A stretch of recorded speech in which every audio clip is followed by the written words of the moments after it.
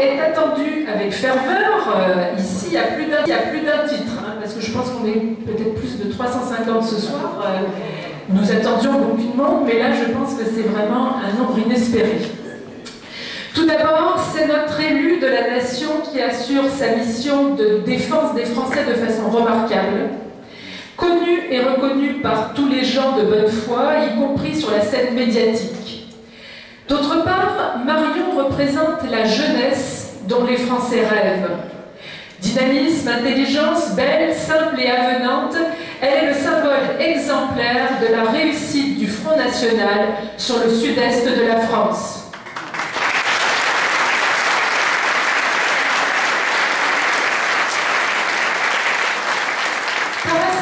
Entre Saint-Gilles et Carpentras a marqué aux dernières élections législatives son détournement des partis blabla et a choisi de voter à 57,4% pour le Front National que je représentais face à Michel Vauzel, président de notre région. C'est dire que le Front républicain a déjà échoué en 2012 sur notre territoire.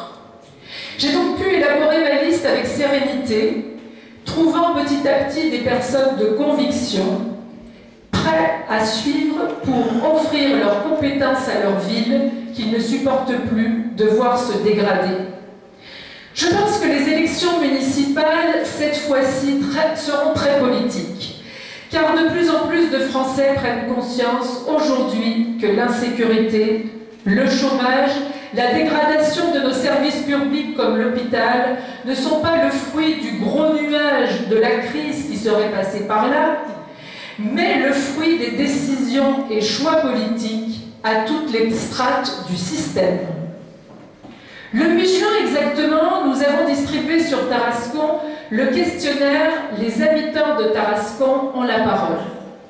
Nous avons eu de nombreux retours que nous avons lus avec attention. Il en ressort que les Tarasconnais considèrent qu'ils sont dépossédés de leur ville, tellement le communautarisme a grignoté des pans entiers de notre cité. Ils n'acceptent pas la dégradation générale de leurs conditions de vie alors que le niveau d'imposition et de taxes augmente dans notre pays.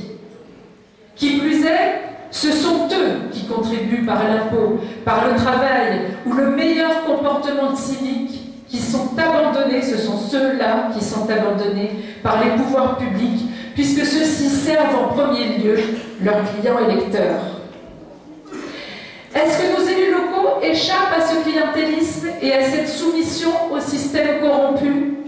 Pour ma part, je considère qu'au conseil municipal aujourd'hui s'affrontent deux faux frères, à savoir M. Limousin et M. le maire.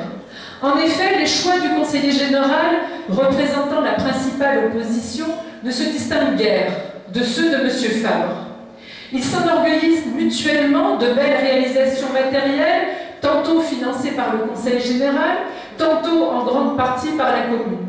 Or, les Français ont besoin aujourd'hui, avant tout, que l'on réponde à leurs besoins vitaux, c'est-à-dire retrouver le bonheur de vivre à Tarascon, Tarascon en Provence, en recouvrant la sérénité, la sécurité, pouvoir travailler et faire la fête dans le cadre de notre culture, avec tous ceux qui aiment leur ville et la France. Au Front National, contrairement à ce qui est mensongèrement asséné, nous ne faisons pas de distinction d'origine et de religion. Tous ceux qui souhaitent contribuer à ce projet de redressement de la ville sont les bienvenus. À l'opposé, ceux qui ne respecteront pas les règles de cette démarche doivent savoir que le maire exercera toute son autorité de premier magistrat de la cité, car il en va de sa responsabilité d'élu. Je suis consciente qu'en défendant mon positionnement bleu marine, les collectivités territoriales, dirigées actuellement par de grands démocrates et républicains, comme se prétendent l'être M. Guérini ou M. Vauzel, peuvent peut-être couper un peu les subsides de notre commune.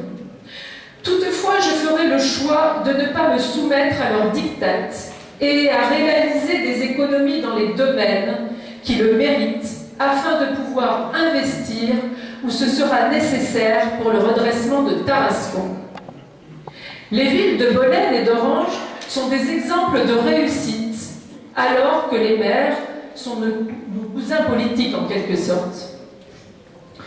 En matière de conditions de vie sur la commune, je sais de quoi je parle, puisque je suis la seule candidate à habiter dans le centre et à exercer mon métier d'enseignante au cœur de la ville aussi.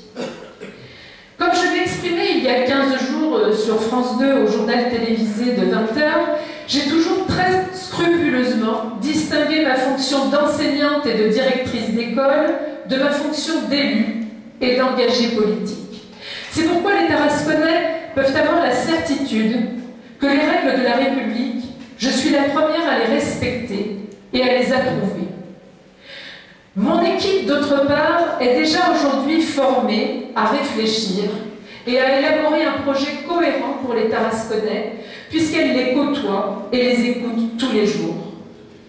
Je ne dévoilerai pas maintenant notre programme, car nos adversaires risqueraient de nous piquer nos idées, mais le chantier est vaste, j'en suis consciente, mais convaincue que le programme du Front National est le seul à défendre et à croire en la France, je possède l'enthousiasme, la détermination et le courage pour mener jusqu'au bout mon équipe à la victoire de ces municipales.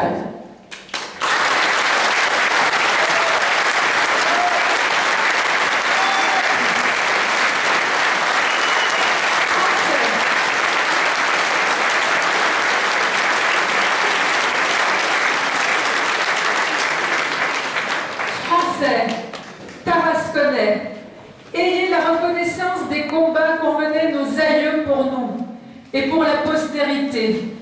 Unis, nous sommes invincibles. Provençaux, soutenez-moi, soutenez nos candidats et nos cadres du Front National pour sauver la France. Vive le Rassemblement Bleu Marine, vive la France.